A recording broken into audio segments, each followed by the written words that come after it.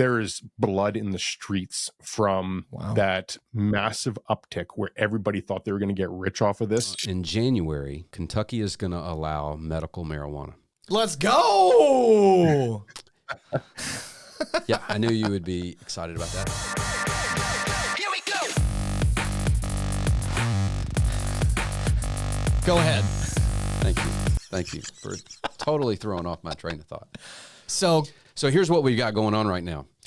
Every cannabis company on the planet is calling every broker in Kentucky, wanting to tie up space in the hopes that they can win the lottery system and get a handful of licenses and actually operate what's essentially more like a pharmacy than a retail store. Sure. But they're tying up a bunch of retail space, industrial space. We're having a hard time servicing our other clients. We're getting so many calls and just written offers contingent upon them getting one of those licenses. It's driving us nuts. How have you seen the cannabis industry affect the industrial real estate market, or have you? Yeah, we legalized it nationally a number of years ago, and it sounds like you are on the cusp of where we were at that exact same time when it was coming down the pipe. Well, tell me what's coming down the pipe. It was the equivalent of a gold rush. It was the green rush. Everybody wanted a piece of that. And there's the same thing. We were being inundated with calls of people that wanted to open up these spaces before they even knew. People were writing unconditional offers on space without even having the license just to get ahead of this. Yep. And it was pandemonium. Everybody wanted in on it, on the growing side, all the way to the distribution, to the retailing side. It was nuts. And they overestimated by a considerable amount how much demand there actually would be for this. Everyone's got a model. They'll say, okay, well, now we're going to have all these people that are going to start smoking marijuana or edibles and whatever it is. And so we can extrapolate that out and say, we thought we needed 50,000 square feet worth of growing space. We need 500,000 square feet worth of growing space. And then there's 10 companies that think like that. We went through that exact same craziness, only to find out that now that it was legal, that doesn't mean that everybody's just smoking a pound of weed every day. It was much, much smaller.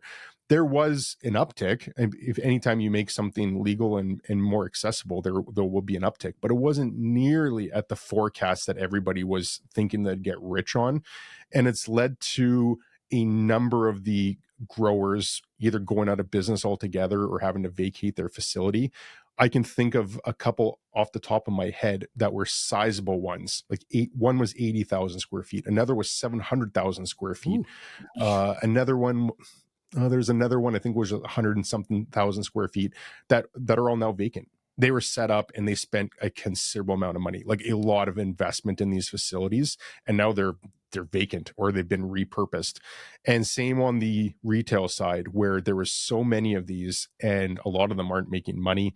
So they've consolidated or closed down or have had to sublease their space. Like there is blood in the streets from that massive uptick where everybody thought they were going to get rich off of this, to realizing that demand wasn't nearly what was being forecasted, to now being in a situation where the market's correcting itself and a lot of people have lost big as a result. Wow. So let me ask you this. You guys did this at a national level. So you went from 0 to 100, just like that, correct? Yep. So in the States, we've done it state by state. And some states have gone from 0 to 100, right? Where it's flat legal. Some states have gone from 0 to, with a prescription, it's legal. That's what Kentucky's doing. I wonder if the staggered start we've had in the States, where Kentucky can look at, say, Missouri and say, okay, this is the process they went through. And so in Kentucky, we're going to be able to prevent this oversupply. Do you think that's maybe a reason why Canada so oversupplied? Well, we had that too. We had it before it was legal without any reason. It was doctor prescribed, and we had that in place before as well. It was starting to ramp up at that point, and when the tea leaves were saying that there's got to be a good time. Yeah, that's great. The marijuana leaves, when the marijuana leaves were suggesting that this was coming down the road, then that's when it really started ramping up.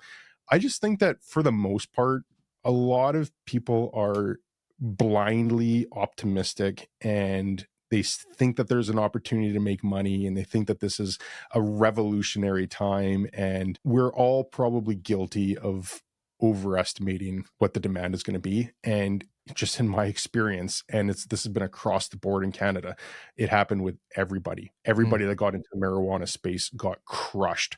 So hopefully, I mean, I'd say that for your guys' sake, hopefully they can.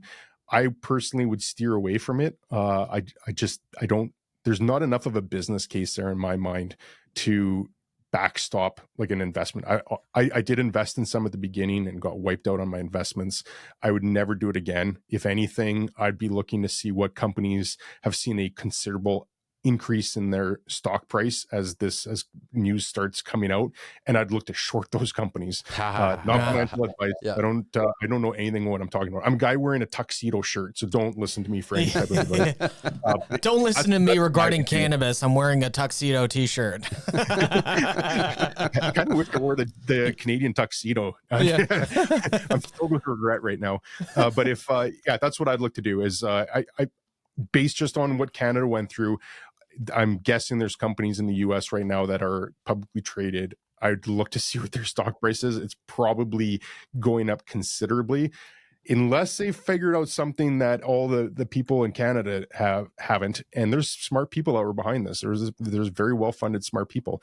I don't see how that exponential growth is sustainable, especially once the actual demand materializes, because it's all projections right now. Yeah. And we're all guilty of creating rosy pro formas and saying, well, if this happens and this happens and this happens, we're rich.